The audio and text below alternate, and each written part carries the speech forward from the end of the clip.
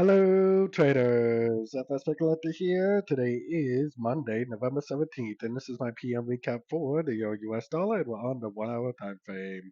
So the Euro dollar just kept on going down today. I was expecting maybe a 78% Fib bounce today. It did make a really nice bounce today at that Fibonacci level, but it ended up making a lower high. So I guess the clue was that we had lower highs, lower highs, lower highs on the 1 hour time frame. It's not just the Fibonacci bounce that we need to see, it's the Fibonacci bounce and a break of structure that helps confirm that a pullback is actually complete. So since we haven't broken that 4 hour time frame structure down yet, if we do go up and break structure to the upside on this 1 hour time frame, then it definitely still could be the end of a pullback. On the other hand, if it goes down and starts closing below this structure, then I think the daily time frame could be back into the downtrend. And at that point, we're definitely going to want to start looking for shorts on pullbacks, especially in the coming days. So anyways, don't forget to check out my website, linked over here in the corner. And as always, thank you for watching and happy trading.